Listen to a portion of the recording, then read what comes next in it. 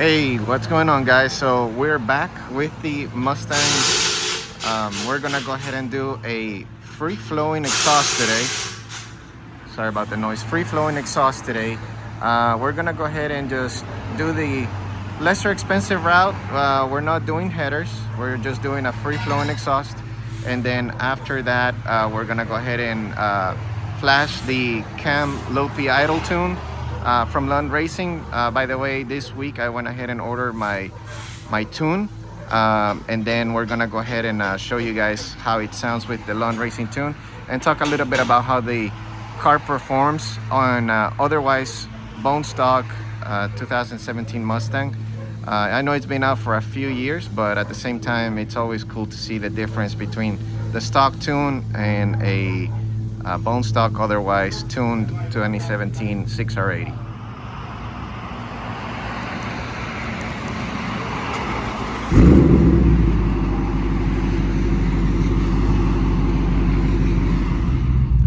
All right, so we're gonna go ahead and go wash the car real quick. That way I can get you guys some better video with the car all cleaned up, because this car cleans up really nicely. Went ahead and already flashed the tune for the ghost cam, and the car is chopping pretty good. At least on my case, whenever I went ahead and did my exhaust on this car, I went ahead and kept the mid muffler, or the mid resonator, I'm sorry, the resonator in place, just because I didn't want it to be crazy loud or raspy. Now with the Lund tune, one thing that you can really expect, especially on a 6R80, is that the shift points are gonna be 100% improved. The car from factory, or the stock tune, is very conservative in that aspect, and it's got a whole bunch of torque reduction. So whenever you go ahead and tune the car for the first time, you'll notice that the shift points are greatly improved. Now whenever you go wide open throttle, or even like I would say 30% throttle, the shifting on the car is a lot more aggressive, but not to the point that it's gonna annoy you.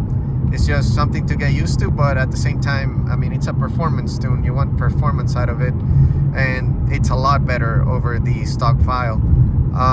Another thing, right now, obviously, whenever you run a ghost cam tune on a car, don't ever expect it to drive like stock, because it's gonna lurch and do all these weird things, especially when it's at low RPM, just because that's basically what a big cam vehicle is gonna do. And same thing with the ghost cam. And so, I mean, right now I'm just cruising. Like, whenever you are driving, the car is gonna feel like stock. It's gonna shift like stock, everything. It's gonna do it very comfortably. It's just whenever, see right there, it kind of did a little jerk, and it's not necessarily the car's fault. It's just whenever it gets down on the RPM or close to 1000 RPM, it's gonna start doing all those weird things. You can really feel it right there. So it's not a daily driver tune. It's just something that you use whenever you want to kind of show off and hear the car idle nicely, you know, especially when you got a free-flowing exhaust. Now there's a myth out there, like if you run a ghost cam on a stock vehicle, would it end up ruining your catalytic converters? I really don't think so. I mean, every single time that I've gotten a Mustang, I always do the free-flowing exhaust on it anyway. But I don't think that by you doing something like that is ever gonna end up messing up those catalytic converters, right? I think it's safe. It's not necessarily heating up the cat a lot, especially when it's down on the RPMs. And so you should be okay if you want to keep your vehicle bone stock and tune only. So we're gonna go ahead and get the vehicle washed, and then we'll go to a nice spot, take some video of it, and talk a little bit about the tune and how it feels a little bit more in depth. Alrighty, so here is the car all washed up, chopping away.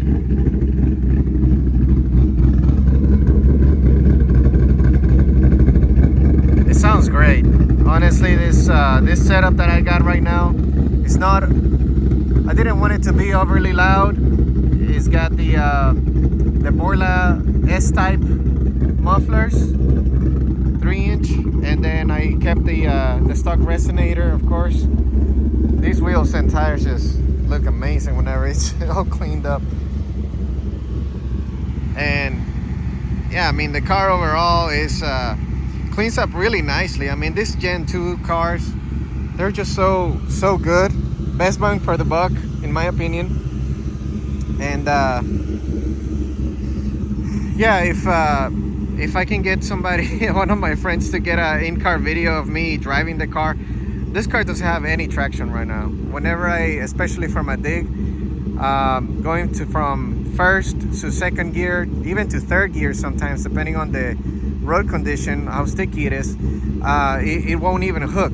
I mean, the car's all over the place. It's got some Michelin Pilot Sport 4S's 295s in the back, and so I think the rubber compound is just not soft enough. So I'm gonna be probably looking into something stickier back there. But so far I'm really happy with how the car is performing. It is on 93 octane. This is 93 octane tune.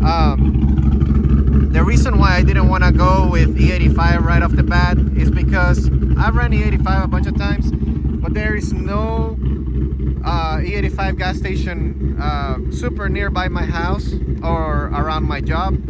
I mean, there is, but there isn't. I gotta drive about 10 minutes, so that's a little commute, and to be pumping gas every 3 days is just a little much. And I'm not really racing the car all that much. I'm just straight up just daily driving it.